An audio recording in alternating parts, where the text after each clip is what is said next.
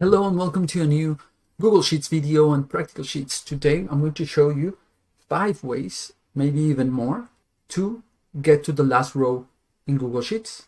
We're going to start with very simple ways, manual ways, shortcuts. We're going to have some formulas to go to the last row. We're going to use a macro to go to the last row. Here, extension macros, very easy to go to the last row. Each one has its advantages and limitations, and we're going to do some custom functions that let us go to the last row. This is not only for us to very easily go to the last row, but it may also help us in much more complex Google Apps Script projects when we need the last row and the traditional methods are not always the best. So we're going to compare them all and see which works for each case. So I know you liked it, and you can find template and download it to follow along in the Patreon page. If not, you can just subscribe to the channel where each week we have at least one of these videos. No more talking, let's begin doing. So let's begin with ones that are very easy, and then we're going to go to Google Apps Script and do some that you may need for functions in more complex Google Apps Script projects. So the first way to go to the last script very easily is just go Control down, and that's it. You go to the last row and then one down more, and then you can start writing. More easy than that doesn't get, but maybe you may know this, but a lot of people use your sheet and it's not so easy. So let's do a second one. That it requires a bit of a tricky formula. Actually, it's very easy. We're just going to go to our last row. We're going to right click, then look for the link of this cell.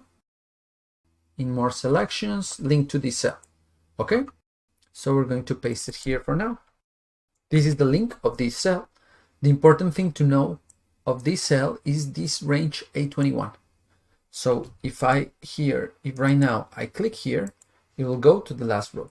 Put this inside double quotation marks here and change this, for example, with a number sum. I put for 22 or 25 or whatever, a number, whichever I want.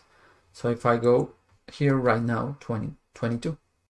If I start writing numbers down, this will remain 22. So how do I do that this 22 is a bit more dynamic? So an easier way is with the count A function.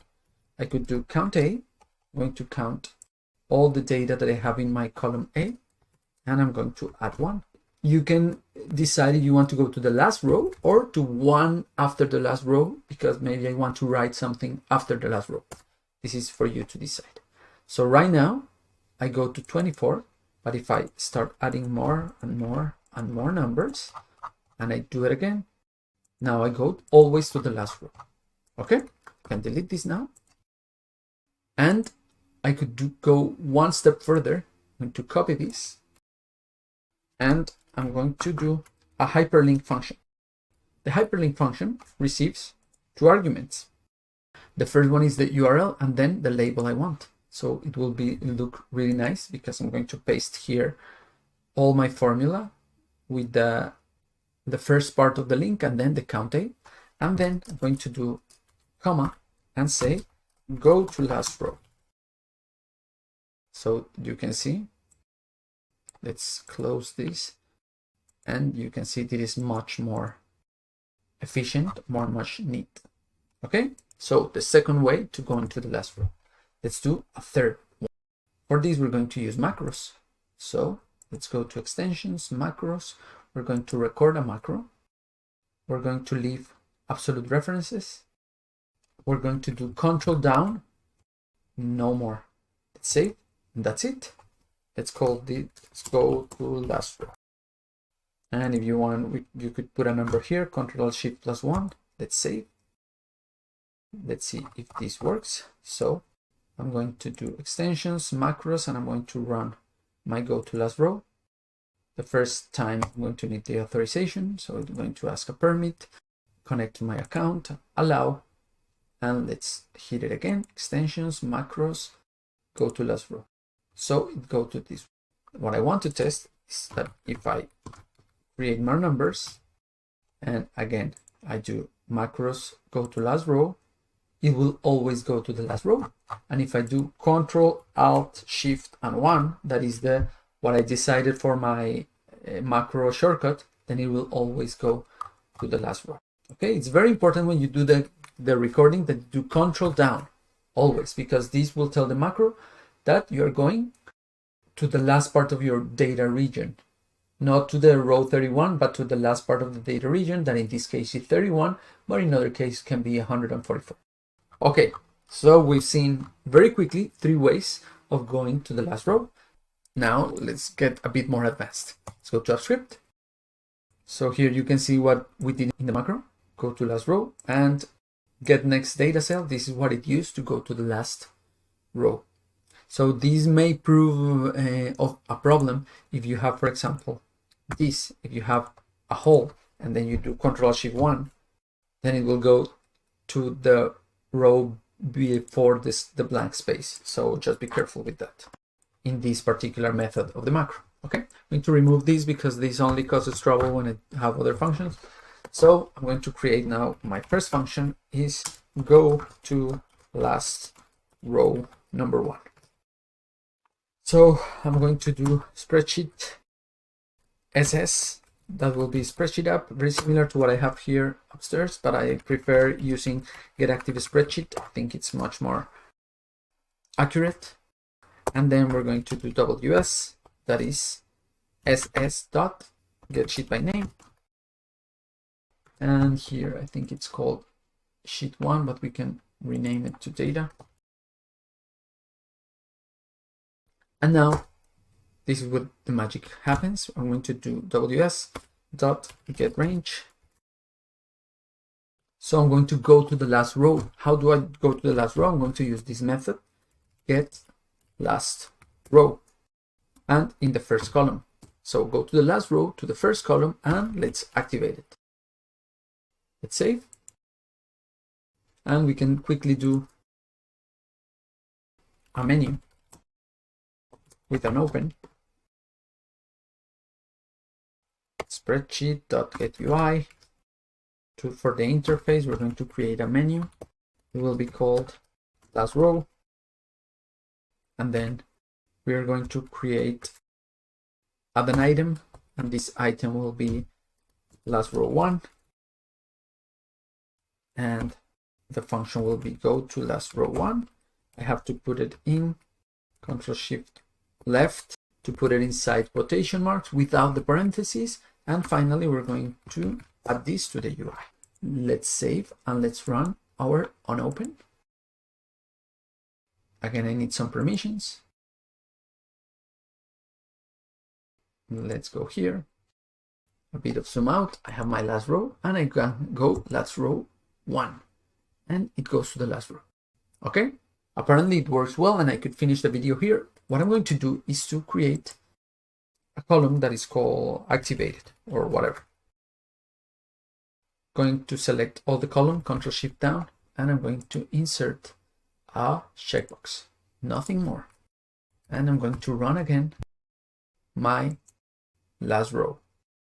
So let's do this. What do you think is going to happen? It goes up to the 1000. Why?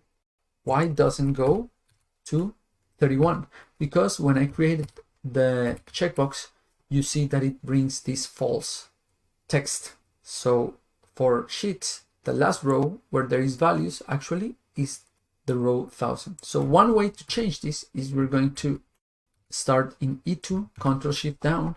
Actually, now we don't have to do this. We're just going to select any of the checkbox. We're going to data validations, or data validation. I'm going to update or to customize the data validation. I'm going to say use custom self values, and checked will be valid, for example, and unchecked will be nothing. Let's click done, and you can see that now it has nothing. So if I do this last row again, now it goes to 31. Okay, so the first way of doing this is by customizing the checkbox. But there is another occasion where this won't work. For example, let's insert a column. I'm going to put my full name here. Let's do full name, and this will be this concatenated with a space and concatenated with the last name. I'm not going to autofill. Actually, I'm going to put this inside an array formula. So we're going to do column B and here column C. I know these are advanced topics, but this is an advanced video. So if you don't know about array formula, I have a video in the channel, but basically array formula lets me drag down the formulas, writing only one formula. So I'm going to do Ctrl+Shift+Enter to create my array formula and then enter again. And you can see that it does the formula for all of the columns. But given that I did B2 up to B and C2 up to C, then it will also damage my last row. Let's do it again, last row 1. And again, it will go up to 1,000 because for Google Sheets, you can see that it was easier to inspect that in the column E, when this was false, there was values here. But if I go to the column F, where supposedly my array formula is, I don't see anything here. But if you go to where the array formula starts, you can see here that it goes up to the last row of column B, that is 1,000. This is why last row doesn't work. So we need to change a bit or create a new function that goes to the last row in these cases, in the cases of the checkbox and in the cases of the array formula. This is what we're going to do as a final part of this video. So let's do this. Let's go here. We are going to do our function go to last row 2. And how this is done is that instead of using the method get last row that the range has, we are going to begin in the maximum row. So the last row that we have, 1,000, we're going to choose a column, let's say A, and it's going to go row by row, seeing if it has a value, if it has a value.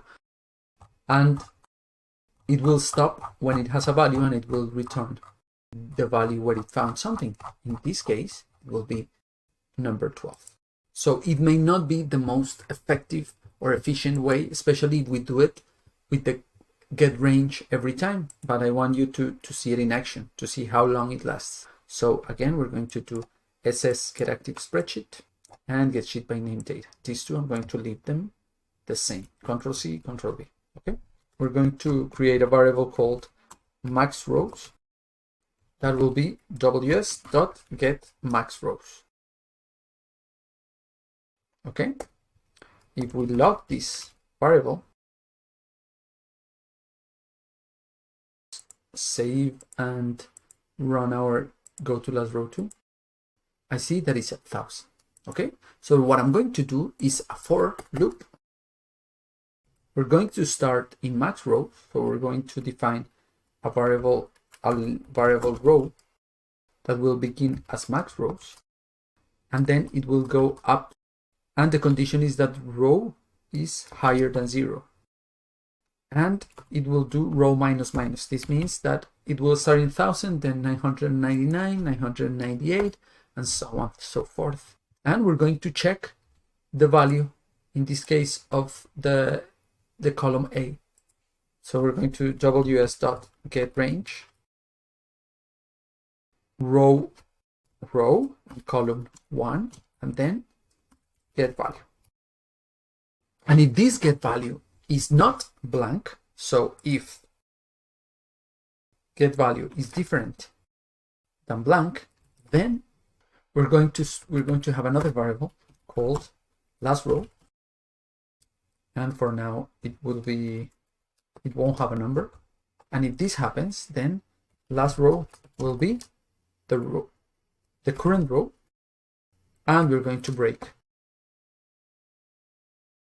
the for. And here at the end, we're going to show a message. So this would be spreadsheet app get UI alert, and we're going to show our last row. I forgot here to put these parentheses. Let's save and let's run. Let's see. This will take a while because it has to do the get range of 1,000, of 999, of 998. So this could take a while.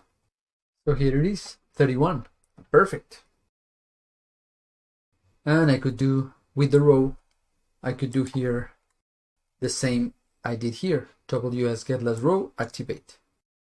I do the activate just to show a point, but maybe you will need the last row for any other thing to know how long is your data, and then you can copy, paste, do a lot of things. But I do activate just for this to work. But you saw that this took a lot of time.